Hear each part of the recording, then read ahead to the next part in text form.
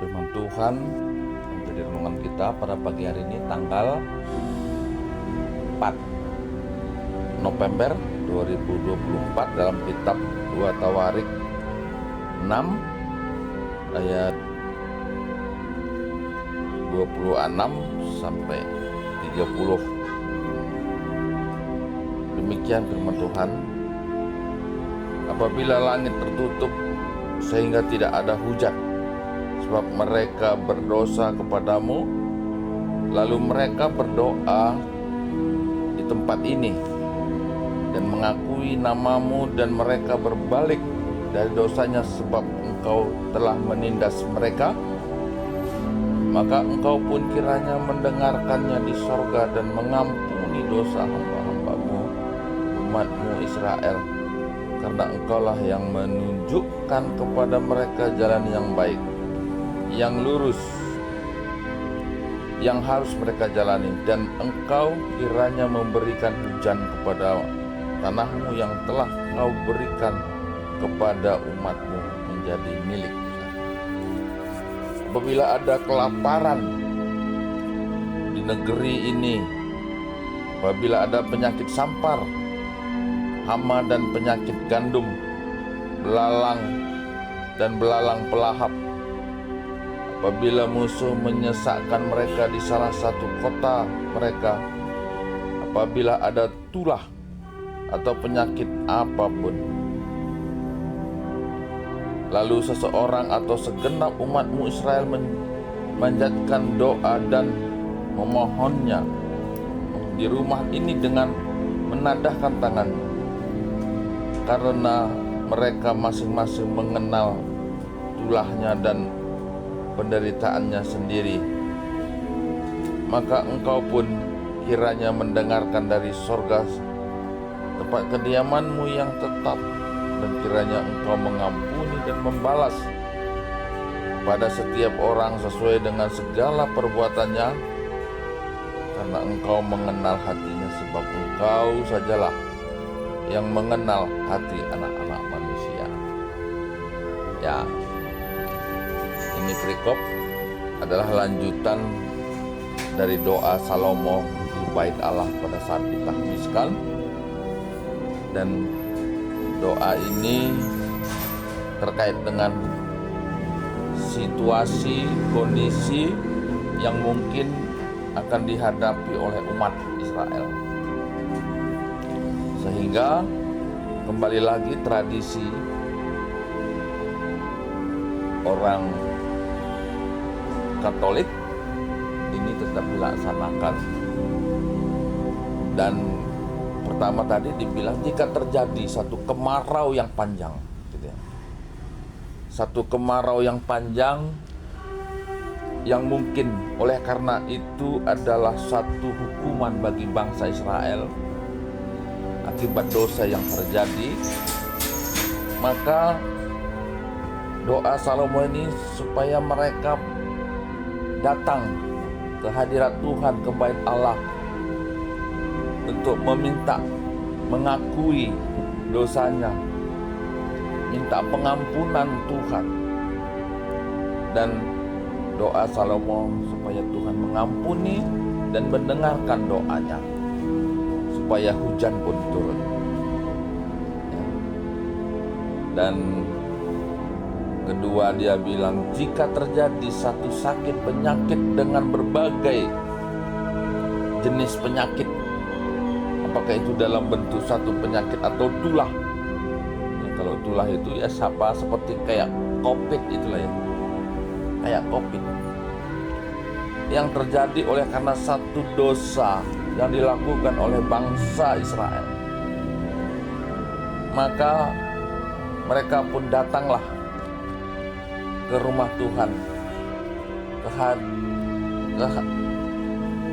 bait Allah, dan meminta ampun atas dosa dan perbuatannya yang tidak berkenan, maka Tuhan akan mengampuni dan akan membebaskan mereka dari sakit penyakit atau tulah yang sedang terjadi. Dan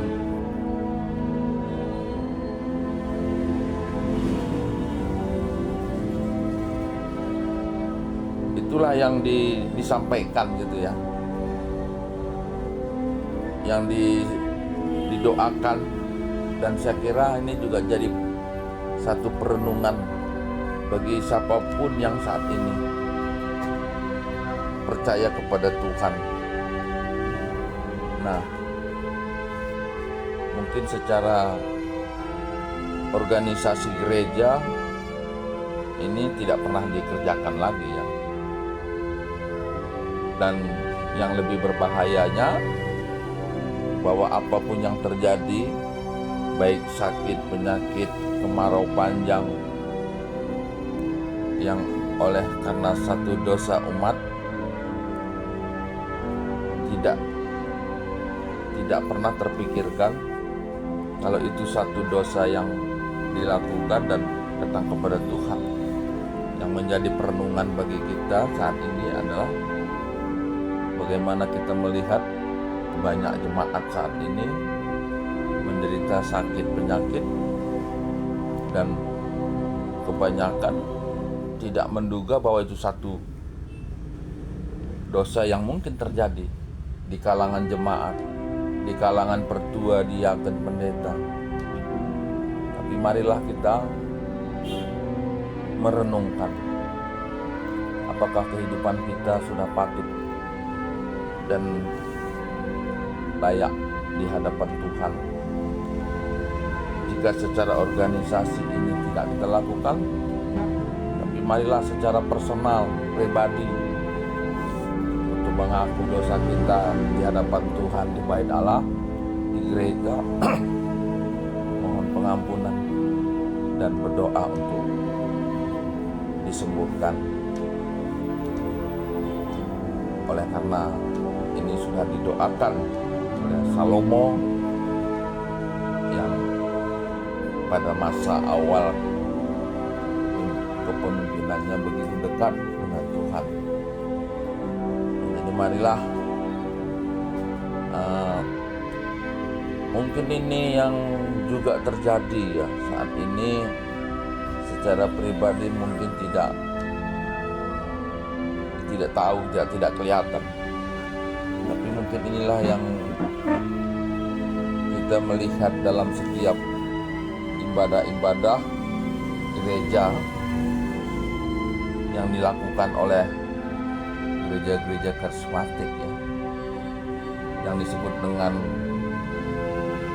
artakol ya, berdoa di hadapan Tuhan atas segala sesuatu yang sedang dihadapi ya, sehingga menimbulkan satu pergumulan, apakah itu dalam bentuk satu penyakit yang tak sembuh-sembuh, atau satu kegagalan demi kegagalan yang tidak tahu sebab, dan lain sebagainya. Jadi marilah ya, tapi ini di gereja GBKP tidak terlalu dipahami, mungkin saat ini belum gitu ya.